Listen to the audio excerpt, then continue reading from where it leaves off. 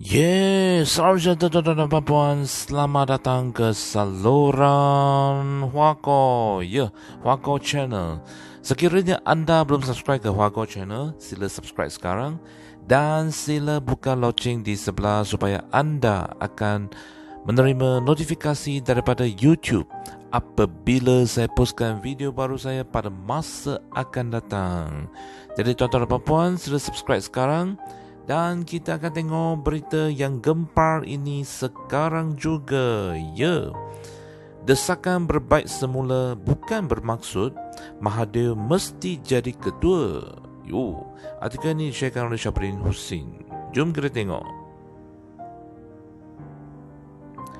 Memang diakui kebelakangan ini wujud beberapa desakan agar Tun Mahathir Mohamad dan Anwar Ibrahim berbaik semula demi kepentingan bersama, khususnya untuk memungkinkan kemenangan Pakatan Harapan atau Blok Pembangkang dalam pilihan raya umum akan datang. Dari segi logiknya, walaupun Pakatan Harapan boleh dikatakan mampu memenangi pilihan raya umum ke-15 dengan kedudukannya sekarang, tambahan jika UMNO dan Bersatu terus berbalah dan enggan benggala dari segi kerusi, bersatunya semula kedua tokoh itu pasti mencerahkan lagi peluang ke arah kemenangan yang dihajati itu. Ramai juga menyebut tentang bagaimana bersatunya kedua tokoh itu sebelum pilihan raya umum ke-14 lalu. Walaupun ketika Anwar berada di penjara, telah berjaya menumbangkan Barisan Nasional dan Najib Razak, maka jika mereka bergabung semula, Muhyiddin Yassin dan Perikatan Nasional pasti mudah dikecundangkan sama. Walaupun ada yang mendakwa kemenangan Pakatan Harapan pada pilihan raya umum lalu adalah disebabkan Tun Mahathir yang mengetuainya, tetapi pastilah kemenangan itu mustahil dicapai jika tanpa kesatuan pembangkang yang telah diasas dan diperkukuh kewujudannya oleh Anwar sejak tahun 1998 lagi. Apatah lagi, dalam arus melakukan perubahan atau reformasi dalam negara, nama Anwar dan keluarganya sudah terpahat kukuh dalam minda rakyat sejak sekian lama. Artinya, baik Tun Mahathir atau Anwar, kedua-duanya ada peranan dan sumbangan yang seimbang dalam kejayaan Pakatan Harapan pada tahun 2018 lalu itu.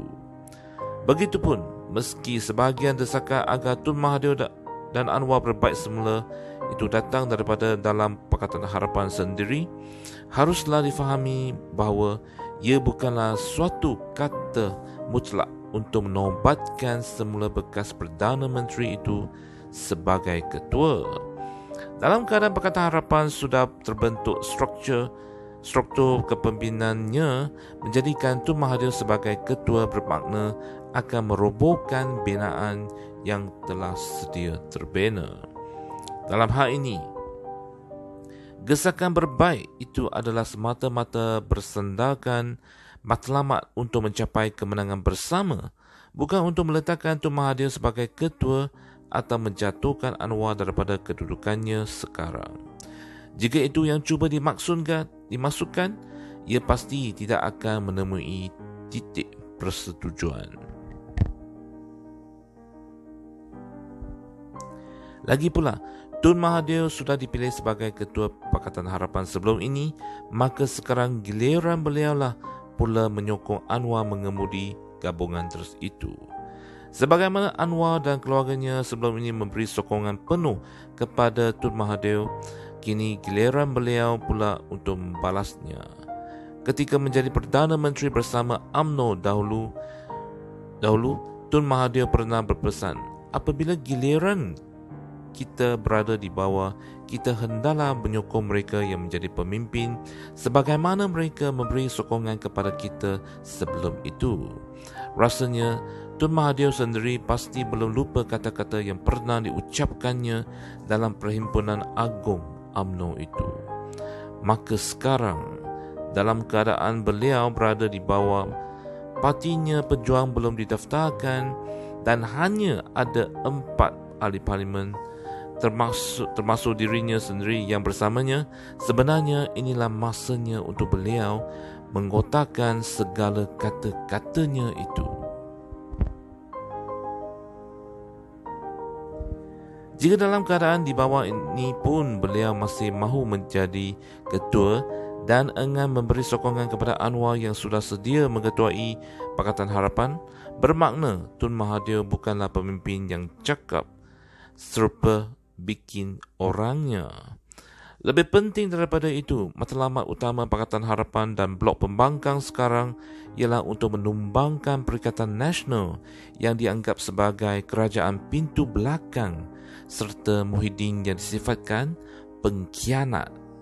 Untuk itu, Tun Mahathir mesti sedia bertolak ansur dan beliau mesti sedar keadaan Pakatan Harapan tidak lagi sama seperti sebelum pilihan raya umum ke-14 dulu, di mana ketika itu beliau dipersetujui untuk mengetuai Pakatan Harapan kerana Anwar berada di penjara. Sekarang Anwar bukan saja sudah bebas, malah sedang mengetuai Pakatan Harapan. Maka, di mana munasabahnya untuk Anwar diminta memberi laluan untuk tempat duduknya yang diduduki oleh Tun Mahathir? Kalau Tun Mahathir enggan bertolak ansur, maknanya beliau bukan saja tidak mahu Pakatan Harapan menang pilihan raya dan Anwar menjadi Perdana Menteri, malah secara tersiratnya lebih inginkan Muhyiddin terus kekal menerajui negara ini. Artikel ini di-sharekan oleh Shaprin.com. Ya, tuan-tuan dan puan-puan, sekian sajalah video kali ini dan kita akan tengok pada video akan datang sama ada Anwar dan Mahathir akan berbaik semula demi kemenangan Pembangkang, Parti Pembangkang. Untuk ini, jangan lupa subscribe ke channel saya. Sekian. Terima kasih. Jumpa lagi.